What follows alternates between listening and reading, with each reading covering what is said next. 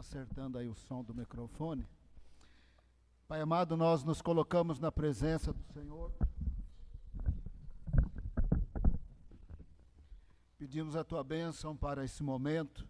Nós precisamos do teu Espírito Santo, precisamos da tua edificação, precisamos da tua presença, precisamos estar apaixonados pelo Senhor e cada vez mais sedentos do Senhor. Oramos no poderoso nome de Jesus. Amém. Não tem pessoa que mais impactou a história da civilização do que Jesus, e não parou. Ele vai continuar impactando até que ele volte em grande poder e glória. Estava previsto nas Escrituras que o Senhor Jesus impactaria. Aliás, estava previsto de muitas formas sobre a sua pessoa e sobre a sua obra. Mas vamos citar somente 2 textos sobre o fato que estava profetizado, que Jesus ia impactar a história da civilização. Não faz muito tempo, aqui nos 5 dias de oração, nós falamos de Isaías 55. Falamos como que os pensamentos e os caminhos de Deus são mais elevados. Falamos como que a palavra dele não volta vazia. Falamos que Deus gosta de falar por meio de metáforas e simbolismo, que ele convidava o mundo inteiro para comprar pão e água sem dinheiro. Mas falamos que não era água literalmente falando, é a água da vida que é Jesus. Falamos que também não é pão literal, é o pão da vida que é Jesus. E por isso, nesse contexto, o Senhor passou a falar e a dizer: eu quero fazer uma aliança eterna com vocês, segundo as fiéis misericórdias prometidas a Davi. Quando o Senhor fala isso em Isaías 55, ele está fazendo uma referência ao Messias, pois é através de Jesus que nós temos uma aliança eterna com Deus. Em seguida, o Senhor o chama de príncipe e governador dos povos. Então, ali em Isaías 55, estava profetizado que o Senhor Jesus ia ser conhecido por todos os povos, tribos, línguas e nações. José, só um pouquinho aqui de retorno para mim, que vai ajudar a não forçar a garganta. O segundo texto que eu quero exemplificar como estava profetizado que o Senhor Jesus ia impactar a história da civilização é o Salmo 122. Salmo 122 é um salmo sobre as agonias de Davi, e Davi teve muitas agonias. É o salmo que começa: Deus meu, por que me desamparaste? Fala ali das agonias do rei Davi. Mas num determinado momento, esse salmo não tem nada a ver mais com o rei Davi. Tem a ver com o filho de Davi, tem a ver com o Messias. Esse salmo fala daqueles zombadores de Jesus na crucificação, e o salmo os chama de cães, de touros de Bazã, que passariam balançando a cabeça e dizendo: salvou aos outros, salva a ti mesmo, o que aconteceu ali na crucificação. Também na crucificação, Jesus está no salmo, ele estaria esgotado fisicamente e emocionalmente. Quando nós lemos o Novo Testamento, ali no Getsêmani, ele fala: minha alma está triste e até a morte. Ele morreu então com tristeza, com agonia. Ele sabia muito bem o que significava ser crucificado. Era uma morte com muita dor e com muita crueldade. Ele também estava esgotado fisicamente, pois não dormiu a noite toda, foi agredido de muitas maneiras, foi açoitado sob as ordens de Pôncio Pilatos. Ele não tinha força para carregar a cruz, e na crucificação ele perdeu bastante sangue, de tal maneira que ele estava fraco. Está lá no Salmo 22 também o esgotamento físico e emocional de Jesus no momento da crucificação. No Salmo 22, nada tem a ver com Davi, porque nesse momento o Salmo se torna profético do sacrifício de Jesus. Diz assim: perfuraram as minhas mãos e os meus pés. E também no Salmo 22 está escrito que sorteariam as roupas de Jesus, e quando você lê ali no Novo Testamento, eles sortearam aquele manto que colocaram em Jesus, mas a coroa de espinho para zombar. No final da crucificação, eles sortearam aquele manto, aquela túnica, aquela capa, como estava no Salmo 22. Mas no Salmo 22 também estava profetizado que Jesus ia impactar a história da civilização, porque o verso 27 diz assim, Salmo 22, verso 27, na Nova Almeida atualizada: lembrar-se-ão do Senhor e a ele se converterão os confins da terra. Tendo sofrido ele na cruz do Calvário, por fim se converteriam pessoas dos confins da terra, portanto pessoas de todas as tribos, línguas, povos e nações. E o verso continua dizendo: perante ele se prostrarão todas as famílias das nações, de todas as culturas, de todas as línguas, de todos os povos. Mas eu te disse que eu ia citar só 2 textos, mas tem inúmeros textos que Jesus ia impactar a história da civilização. E ele impactou, está impactando, e ele impactará a história da civilização cada vez mais.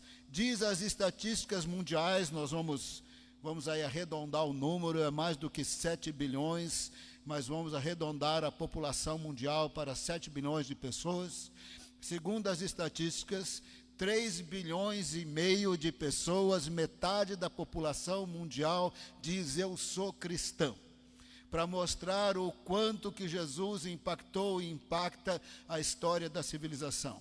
Nesses 3 milhões e meio, tem uns 2 bilhões e meio, que é aquele cristianismo cultural. A pessoa o avô era crente, o pai era crente, então ele fala que ele é crente, ou então ele foi batizado, crismado, mas ele nem lê a Bíblia, ele nem ora, ele nem conhece o Senhor, nem se arrepende dos seus pecados, mas ele se sente cristão e ele diz que ele é cristão. As estatísticas mundiais, por dedução dos grandes centros de pesquisa lá dos Estados Unidos, deduz que 1 bilhão de pessoas no planeta Terra, mais ou menos 10%, 12% da população mundial, realmente tem Jesus como Senhor e Salvador. Mas 1 bilhão é muita gente. 1 bilhão é 10 vezes 100 milhões. 1 bilhão é muitas pessoas de línguas diferentes, de culturas diferentes, que dizem: eu sou discípulo de Jesus, eu realmente ando com Ele. Isso mostra o impacto de Jesus na história da civilização. Ali no começo do cristianismo, a igreja crescia para todo lado no Império Romano, ela era perseguida pelos judeus ortodoxos e era perseguida também pelo Império Romano. Do 1º século ao 4º século, a metade do 4º século, a igreja foi muito perseguida. Mas na metade do 4º século, a maior parte da população do Império Romano era cristã. E por causa disso, o imperador Constantino disse que se converteu, uns pensam que ele se converteu, outros que não, mas ele se declarou cristão, e a partir daí ele expediu um decreto que os cristãos não podiam mais ser perseguidos, e ele passou a ajudar os cristãos a construírem igrejas. O historiador da época, Eusébio, era o historiador do Império Romano, também historiador de Constantino. Ele escreveu 2 livros, História Eclesiástica. Do início no 1º século até o 4º século, tudo que ele pôde saber e escrever, ele botou no livro História Eclesiástica. Ele também escreveu a História de Constantino. E nesses 2 livros nós temos evidências que Constantino teria recebido Jesus como Senhor e Salvador, com muitas polêmicas entre os historiadores, teólogos, se ele havia se convertido ou não, se era uma conversão política ou não, um negócio difícil de saber, mas o fato é que no 4º século, até o imperador do Império Romano falou: eu sou seguidor de Jesus. E assim o impacto de Jesus continuou no norte da África, no Oriente Médio, Ásia Central, Armênia, foi entrando nas tribos bárbaras da Europa. Posteriormente, a Europa se tornou a Europa desenvolvida e a Europa colonizadora, e querendo ou não, como um fato histórico, eu não estou dizendo que eu gosto, eu estou citando a história, querendo ou não, os colonizadores, ou na versão protestante dos ingleses, ou na versão católica dos portugueses e espanhóis, foram levando a cruz de Cristo e foram levando informações sobre Jesus ao redor da terra, e assim o impacto de Jesus foi acontecendo ao longo da história nossa. Ele é a pessoa que mais impactou a história da civilização. No 6º século, no ano 525, eles usavam o calendário juliano. Era o calendário que o Império Romano usava até mesmo antes de Jesus nascer. E nessa época, no 6º século, eles dividiram o calendário entre antes de Cristo e depois de Cristo, tamanho o impacto de Jesus na história da civilização. Quando chega no século XVI, em 1582, o calendário juliano tinha uns probleminhas para encaixar o ano bissexto, para encaixar exatamente a data da Páscoa. Eles fizeram uma reforma no calendário e nós usamos o calendário gregoriano, e nesse calendário continuou dividindo o tempo antes de Cristo e depois de Cristo. Mais de 7 bilhões de pessoas no mundo. Quando eles escrevem uma data, é a data em relação a quando Jesus nasceu, mais ou menos quando eles estimaram que ele nasceu. A sua data de aniversário tem a ver quando Jesus mais ou menos nasceu. Você faz aniversário no ano tal, no dia tal, do mês tal, do ano tal. Vamos supor, 1984, você nasceu 1984 anos depois do nascimento de Jesus, porque o calendário é antes de Cristo e depois de Cristo. As datas que todos os muçulmanos, todos os judeus, eles têm um calendário judaico para definir festas religiosas, os muçulmanos também, mas para todas as outras atividades, hindus, muçulmanos, judeus, cristãos, incrédulos, seja lá o que for, eles estão usando o calendário que é antes de Cristo e depois de Cristo. Isso mostra o quanto que Jesus tem impactado a história da civilização. E a pergunta é, por quê? Por que que ele impactou tanto? Estava profetizado, mas por que que ele impactou tanto? Por que que ele impacta tanto a história da civilização? Jesus impactou, está impactando, vai impactar cada vez mais, será cada vez mais crido por pessoas de todos os povos, tribos, línguas e nações, e vai voltar em grande poder e glória. E vai chegar um momento que toda língua confessará e todo joelho se dobrará e dirá: Ele é o Senhor. Pessoas de todos os séculos, no esplendor da glória de Deus, na volta de Jesus, quando ele separar bodes de ovelhas, todos os joelhos de todos os séculos, todas as bocas de todos os séculos reconhecerão que ele é o Senhor. E a pergunta é, por que que ele impactou tanto?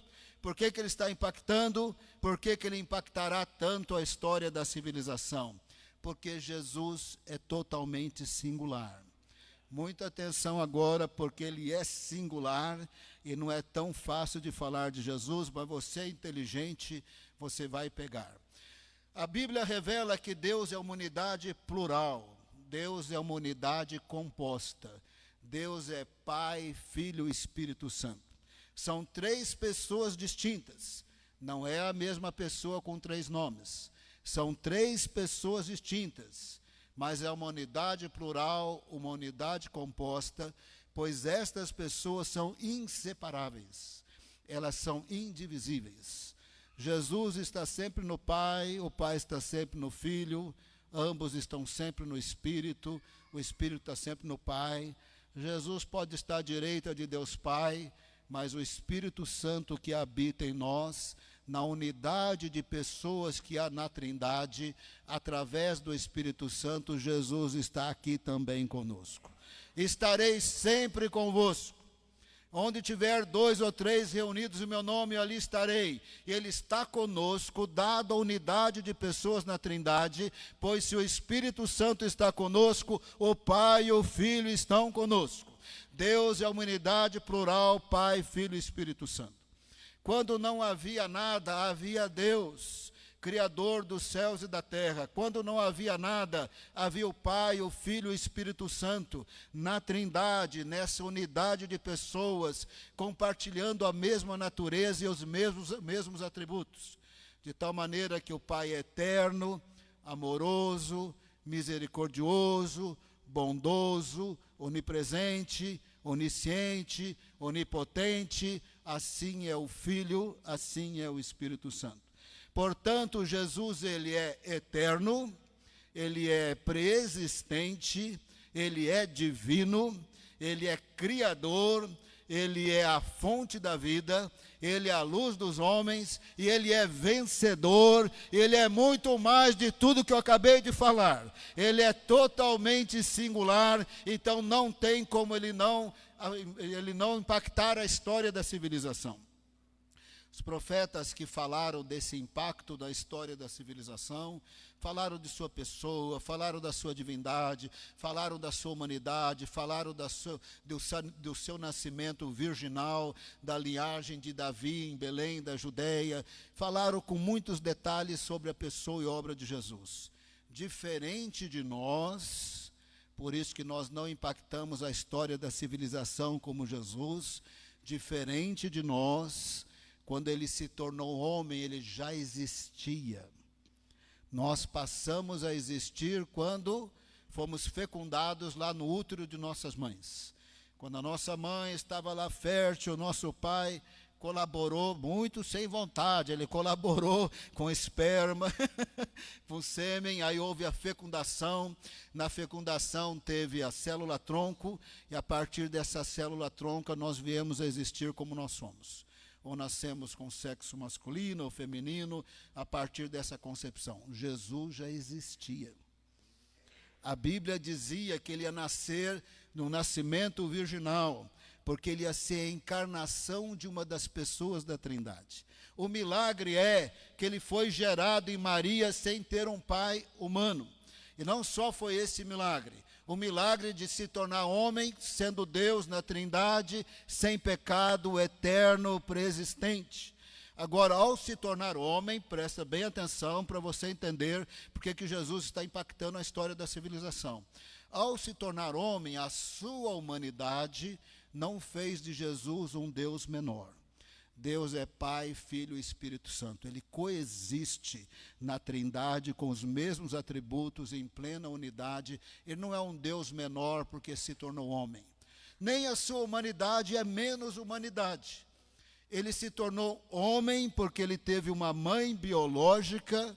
Ele é biologicamente homem, para que pudesse viver como homem, vencer o pecado como homem, vencer a morte como homem, ressuscitar como homem, e de tal maneira que sangrou naquela cruz como homem. Ele não era uma aparência, ele era de fato um homem.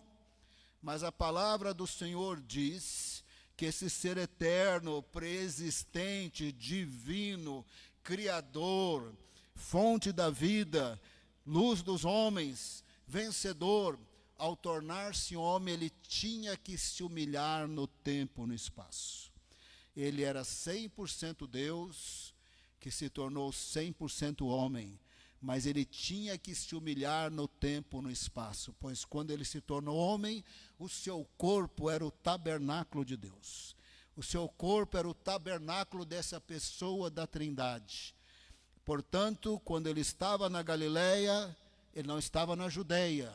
Deus tem o poder de ser onipresente, mas quando Jesus se tornou homem, ele se humilhou no tempo e no espaço. Ele tinha o poder de ser onipresente, mas agora com o corpo humano, quando ele estava na Galileia, ele não estava na Judeia. Quando a mulher com fluxo de sangue tocou nele, ele sinceramente não sabia. Ele perguntou: quem me tocou? Ele disse que também não sabia o dia e a hora da sua volta, porque ele estava humilhando-se no tempo, no espaço, e a Bíblia deixa isso muito claro. Filipenses capítulo 2, o apóstolo Paulo fala disso. Sendo Deus, não usurpou ser igual a Deus, antes tomou a forma humana, humilhou-se, e humilhou-se até a morte, e morte de cruz. Por isso, porque ele se tornou homem, ele podia morrer por nós, porque ele era o Deus verdadeiramente homem, ele era o Deus homem, o homem Deus. Quando ele morreu na cruz, morreu o santo por nós.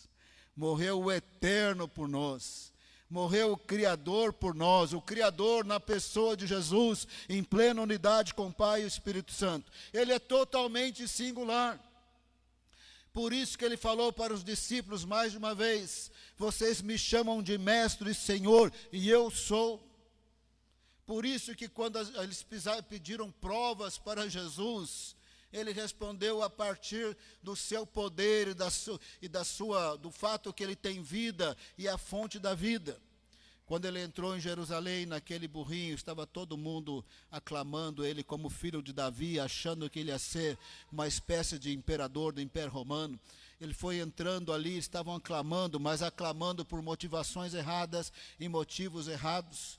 Num determinado momento, ele pega o chicote, ele entra no templo. Veja muito bem, presta bem atenção. Ele não estava aloprado, ele não tinha saído da casinha, ele nem estava pecando. Ele pegou o chicote, citando Isaías: a minha casa será chamada casa de oração para todos os povos. Citando Jeremias: vocês transformaram a minha casa num covil de ladrões, de salteadores. Já indicando que o templo ia cair, porque quando Jeremias disse isso, ele estava profetizando que o templo ia cair, e ele foi batendo e limpando o templo. Ninguém chegava em Jesus, ninguém encostava em Jesus, tamanha a sua popularidade, tamanha a sua autoridade. Para prender Jesus, foram prendê-lo lá no Getsemane, de maneira escondida, na madrugada, no meio do povo, ninguém tocava em Jesus. Naquela hora perguntaram para ele, ninguém parava Jesus. Ele purificou o templo e ninguém parava Jesus. Aí perguntaram, com que autoridade o senhor faz isso? Jesus, referindo-se ao seu corpo, como templo, como tabernáculo da habitação de Deus. Não estava falando do templo de Salomão, ele estava falando do corpo dele. João deixa isso claro, ele estava falando do corpo dele. Ele disse, derruba esse templo, eu levanto ele em 3 dias. Jesus disse, você quer saber qual é a minha autoridade para purificar o templo? Você quer saber a minha autoridade pelo que eu estou fazendo? Me mata que eu ressuscito no 3º dia. Me mata que você vai ver que eu tenho poder. Me mata que você vai saber que eu sou a fonte da vida. Me mata que você vai ver que eu tenho autoridade. Me mata que você vê que você não vai me destruir, porque eu sou. Ele falou em João 8, antes que Abraão existisse, eu sou. Ele estava dizendo, eu sou o eterno. Aquele que era, aquele que é, aquele que sempre será. Em João 12 ele falou, quando eu for levantado, referindo-se à crucificação, atrairei pessoas, todas as pessoas a mim, atrairei pessoas de todos os povos, de todas as tribos, de todas as línguas, de todas as nações. Numa outra ocasião, perguntaram para ele com que autoridade ele fazia aquelas coisas. Ele disse, quando vocês me levantarem, vocês saberão que eu sou, que a morte não tem poder contra mim. Ele falou isso muito claro muitas vezes. Numa outra ocasião, os fariseus pediram sinais para Jesus. Dá vontade até de dar risada, né? Porque Jesus estava fazendo sinais sem parar toda hora, e sinais espetaculares que só Deus encarnado pode fazer. Multiplicou o pão do nada, pegou 5 pãezinhos e multiplicou e sustentou uma multidão. Andou sobre as águas, parou tempestade, ressuscitou mortos. Ninguém podia com Jesus, era Deus homem, homem Deus. Aí eles perguntam, olha, faz algum sinal aí para a gente crer. Naquela hora Jesus disse, nenhum sinal será dado, a não ser o sinal de Jonas. Assim como Jonas ficou 3 dias e 3 noites no coração daquele peixe lá, o Filho do Homem ficará 3 dias e 3 noites no coração da terra. O sinal é esse, me mata e eu vou ressuscitar. Quem pode dizer, me mata, eu vou ressuscitar? Jesus podia dizer que é o verdadeiramente Deus que se tornou verdadeiramente homem, eterno, preexistente, criador, fonte da vida, luz dos homens e vencedor. Ele é totalmente singular, por isso que ele impacta a história da civilização, por isso que ele está mudando muçulmanos, judeus, drogados, prostitutas, ele continua mudando a vida de muitas pessoas. Quando ele toca, quando ele opera, ele continua transformando pessoas de todos os povos. Por isso ele é a pessoa que mais impacta a história da civilização, porque ele é singular. Uma vez que Deus é uma unidade plural, tanto Jesus é Deus, porque ele é um com o Pai e o Espírito Santo na Trindade, como ele está com. Ele é Deus, está com. Ele é Deus, está com o Pai, que é Deus. Ele é Deus, está com o Espírito Santo, que é Deus. E as três pessoas são inseparáveis, indivisíveis e coexistentes nessa única natureza divina. Sendo ele a pessoa da Trindade que se tornou homem, ele é na história da humanidade a maior revelação de Deus na história. Não tem, Moisés não ganha, Elias não ganha, a natureza não ganha, nada ganha. A maior revelação de Deus na história é a encarnação de Jesus. Quando os profetas falaram dele de muitas formas, de muitas maneiras. Os nomes de Deus se aplicam ao trino Deus. Ele é Adonai, ele é o Eterno, ele é Yahvé, Yahvé é Jeová, ele é o Jeová Jireh. Todos os nomes de Deus se aplicam a Jesus, ao trino Deus ao longo da Bíblia. Mas ao se tornar homem, ele tinha que ter o nome. Os profetas estão falando, ele vem. Ele vem da tribo de Judá, ele vem da família de Davi, ele vem de uma virgem, ele vai nascer na Belém da Judeia, ele vai fazer milagres espetaculares, o reino dele é eterno, ele é eterno. Falando de Jesus de muitas formas, falando dos seus sofrimentos na cruz, falando da sua ressurreição, falando do seu reino eterno, mas não falaram que nome ele ia ter aqui na terra. Para mim é muito emocionante quando no começo dos evangelhos o anjo Gabriel fala para Maria o nome dele é Yeshua. Quando eles escreveram o Novo Testamento em grego, então Yeshua virou Jesus, e de Jesus virou Jesus em português. Então nós falamos Jesus por causa do nome dele transliterado para o grego, mas o nome dele é Yeshua. Quando foi transliterado para o grego, virou Jesus. E de Jesus, dado a influência do grego do Novo Testamento, virou Jesus em português, virou Jesus em espanhol, virou Jesus em italiano, virou Jessi em francês, virou Jesus em inglês, e acabou o meu conhecimento de todas as línguas da terra. Acabou por aí. Quer dizer, o nome dele foi mudando, mas foi mudando a partir do grego. Mas o nome dele mesmo é Yeshua. O anjo Gabriel falou para Maria, o nome dele é Yeshua. Você vai conceber de maneira milagrosa, e o nome dele é Yeshua. Quando o anjo falou com José, disse a mesma coisa, o nome dele é Yeshua. E Yeshua significa o eterno salva. Ele é a encarnação do eterno. Ele é o Criador que se humilhou no tempo e no espaço. Ele é o Criador nessa unidade das pessoas na Trindade. Quem entendeu Jesus melhor do que todo mundo foi João Batista. João Batista foi enviado por Deus, chamado por Deus, recebeu revelação, e ele era tão assim ungido na unção de Elias, que a nação ia até João Batista ali no deserto da Judéia. Ele estava batizando ali no Rio Jordão. Parecia uma coisa meio doida assim para os religiosos, porque na lei de Moisés tem os banhos da purificação. O banho em si não purificava ninguém, assim como aqueles sacrifícios em si não purificava ninguém. O que purificava era o arrependimento de pecados, a fé em Deus, e o sacrifício simbolizava Jesus. Pelo sacrifício em si não resolvia nada. Mas nas sinagogas tinha os banhos de purificação, a pessoa era considerada cerimonialmente impura, se ela tivesse tocado no animal morto, numa pessoa morta, num cadáver, numa mulher menstruada, ele tinha que passar pelos banhos da purificação. João Batista, sem falar nada, está batizando todo mundo. E o pessoal olha assim, não está entendendo. Eles estão entendendo com as suas categorias culturais. Parece que ele está fazendo banho de purificação. Não, ele não estava. Era batismo de arrependimento. Arrependa-se. É chegado a vocês o reino dos céus. E Deus usava tanto João Batista, que os fariseus mandaram os sacerdotes fariseus, levitas fariseus, para perguntar, quem é você? Qual é a sua? Você é o Messias? Ele disse, eu não sou o Messias. Você é Elias? Ele falou, eu não sou Elias. Jesus disse que o Elias que havia de vir era João Batista, no sentido que eles tinham unção de Elias, mas ele não era literalmente Elias. Você é Elias? Não, eu não sou. Você é o Messias? Eu também não sou. Você é o profeta?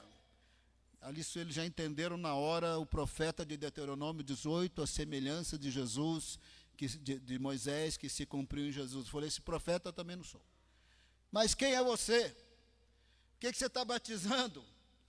Parece que aparentemente concluindo. Por que você está fazendo banho da purificação? Você nem está na sinagoga. Quem é você? Ele disse assim, eu sou uma voz. Eu sou a voz que clama no deserto, preparando o caminho do Senhor. Eu sou uma voz. E ele estava falando em aramaico, citando o hebraico, ele disse, eu sou uma voz que prepara o caminho do eterno, porque lá em Isaías 40, verso 3, Senhor é Iavé, Senhor é Jeová, Senhor é o eu sou, Deus é o que Ele era, o que Ele é, o que Ele sempre será. Eu estou preparando o caminho do eterno, Ele está entre nós. Eu não sou digno de desatar a sandália dEle, eu não sou digno de nada, Ele é maior do que mim, do que eu, Ele é maior do que eu, porque Ele existia antes de mim. Na história, João Batista foi concebido 6 meses antes de Jesus. Mas João Batista dizia, ele é maior do que eu, ele existia antes de mim. Porque João Batista sabia quem era Jesus. Quando ele viu Jesus para batizar, que vergonha, batizar Jesus. Batizar o eterno, batizar o preexistente, batizar o divino que se tornou homem, o pecador vai batizar. João Batista falou para ele, não era o Senhor que tinha que me batizar? Jesus disse, para que se cumpra toda a justiça.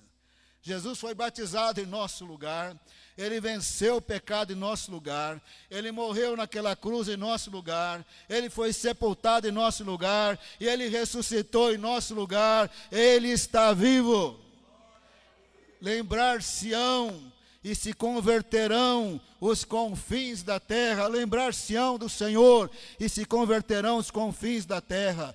Perante Ele se prostrarão as famílias das nações, porque Ele é o Senhor que se humilhou no tempo, no espaço, venceu, está vivo, está impactando a história da civilização, impactou o calendário, vai continuar impactando. Ele é o Senhor, aleluia.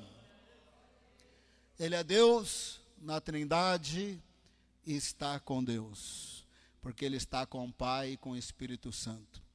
Ele é a maior expressão de revelação de Deus na história. E João começa assim, o Evangelho de João não apavora, porque quando eu leio os textos, eu estou terminando e não começando, não apavora. Levanta a mão, eu não apavoro, pastor, não vou apavorar, porque eu não vou pregar mais meia hora, eu estou terminando.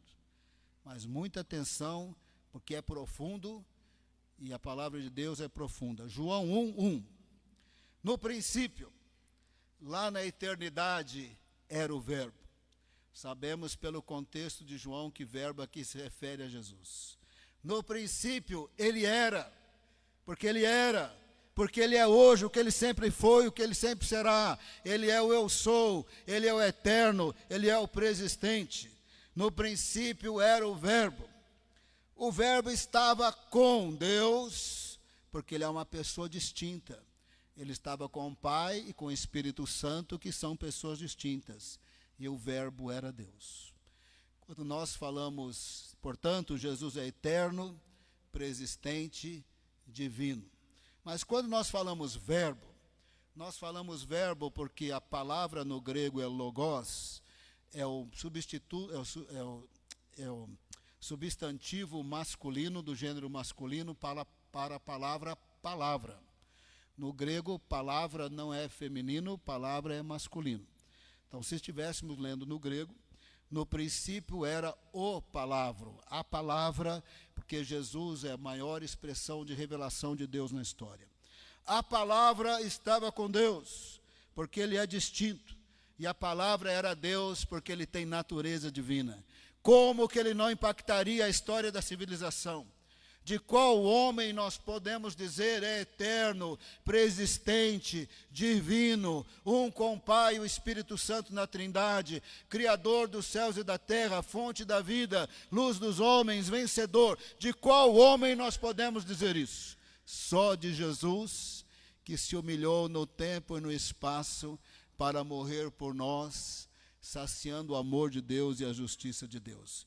No princípio era a palavra estava com Deus, e a palavra era Deus. Verso 3, todas as coisas foram feitas por meio dele, e sem ele nada do que foi feito se fez. Assim começou João. Na eternidade, Jesus é Deus. Na eternidade, ele é preexistente. Na eternidade, ele é eterno. Na eternidade ele é singular, ele é uma pessoa distinta, mas é um com o Pai e com o Espírito Santo. E quando o Trino Deus criou todas as coisas, ele, como uma pessoa da Trindade, criou todas as coisas. Todas as coisas foram feitas por intermédio dele, sem ele nada do que foi feito se fez. De qual homem nós podemos dizer, ele fez todas as coisas e sem ele nada se fez? De Jesus podemos dizer, por isso que ele impactou, impacta e impactará a história da civilização. Vai chegar um momento que ele vai voltar em grande poder e glória.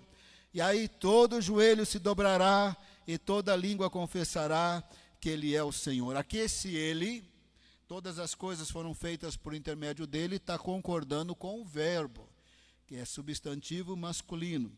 Mas lá no grego está concordando com logos, que é o substantivo masculino. Mas quando o verbo se fez carne, quando a palavra se fez carne, ela se tornou o homem Jesus, por meio de quem nós recebemos graça e misericórdia. Sendo ele eterno, preexistente, divino, singular, um com o Pai e Espírito Santo na Trindade, sendo Criador, ele é a luz do mundo e ele é a fonte da vida. Verso 4, a vida estava nele e a vida era a luz dos homens. Deus é a fonte da vida.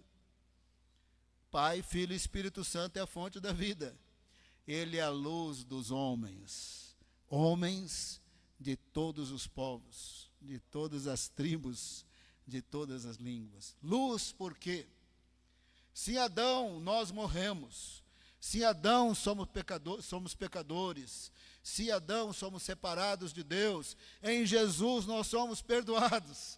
Se Adão, nós morremos, em Jesus temos a vida eterna. Se Adão, estávamos separados de Deus, em Jesus somos filhos de Deus. Ele é a luz dos homens, porque ele reverte todas as consequências do jardim do Éden. Presta muita atenção agora. Ele está vivo. Ele é o Senhor. O que ele fez no passado, ele faz no presente. E quando o futuro se tornar presente, ele vai fazer também. Ele faz no presente, no passado, no presente e no futuro. Ele, a sua pessoa, está impactando a história da civilização e ninguém pode parar. Na linguagem figurada, a luz resplandece nas trevas, e as trevas não prevaleceram contra ela. Sabe o que é que a luz resplandece nas trevas? Isso é tempo presente do modo indicativo. Muita atenção aqui.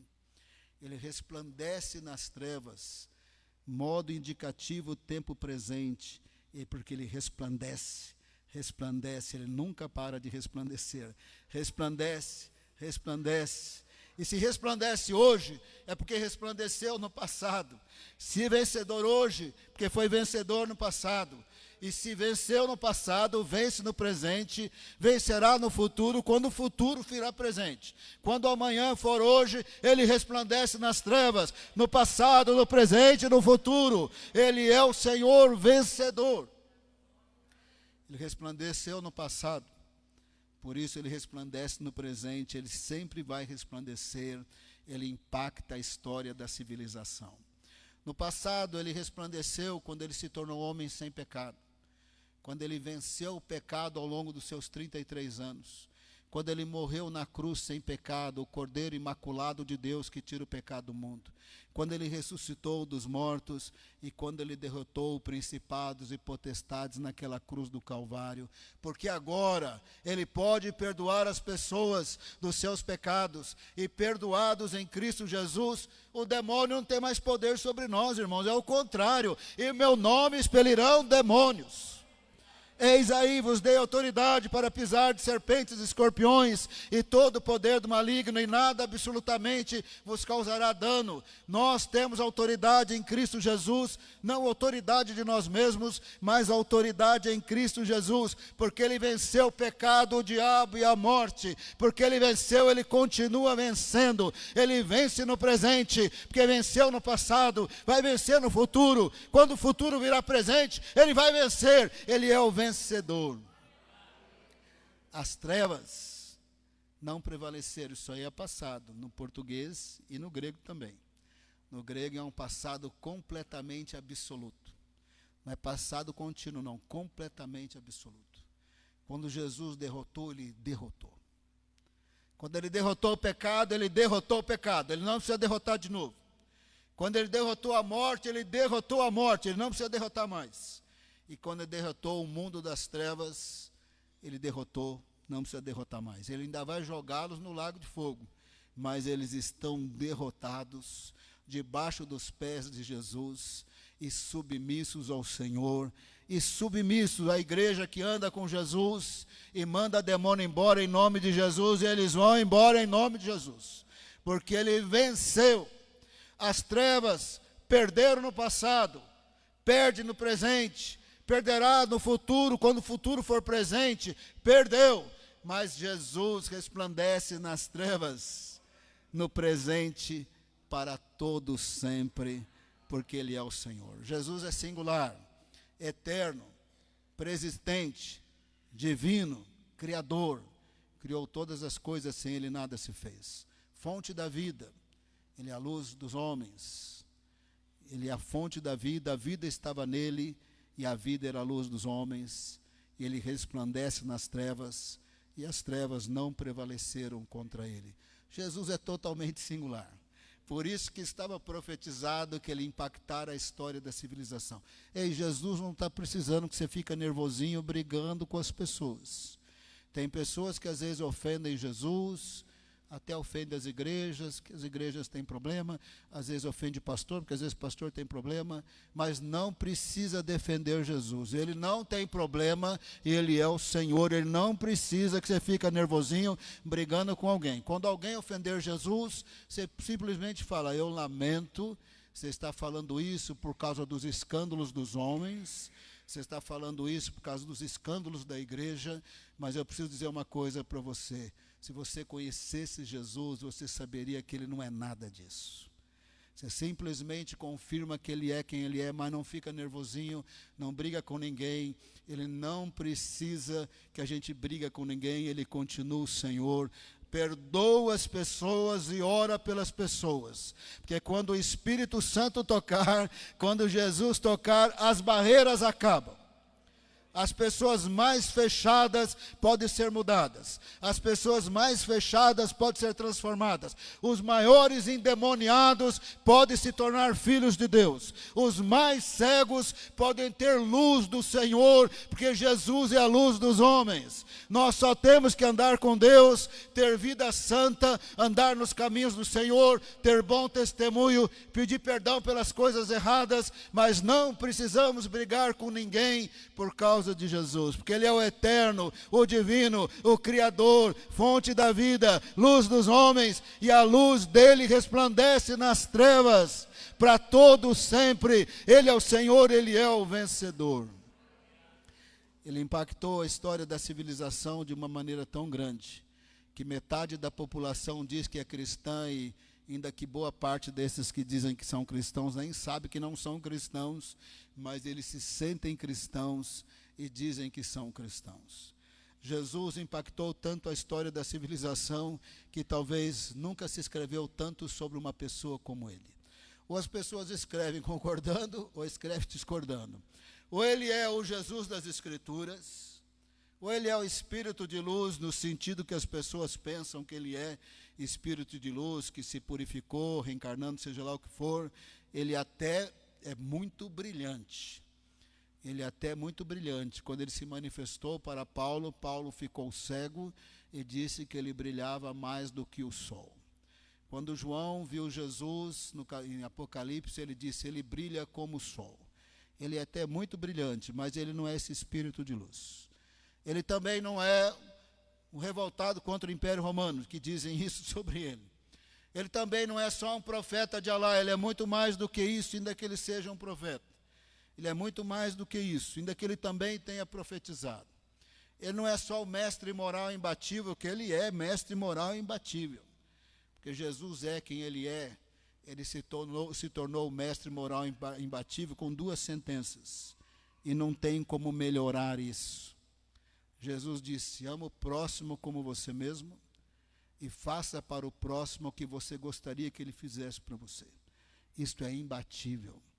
Se amarmos o próximo e se fizermos ao próximo que nós gostaríamos que fizesse a nós, não ia ter mentiroso no mundo.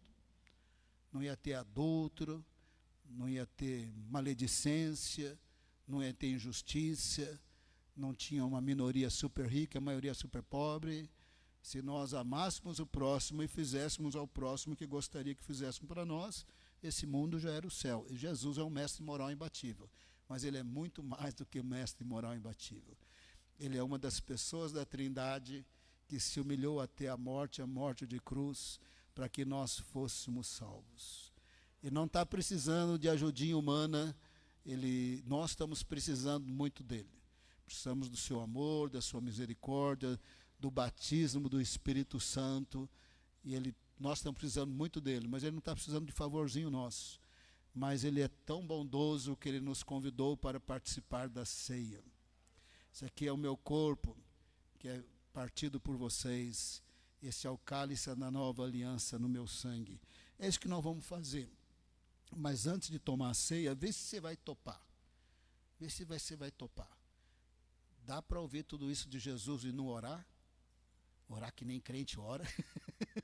Eu quero convidar para você ficar em pé e você vai orar. Ora com a pessoa que está do seu lado, que você conhece bem, não precisa nem pegar na mão.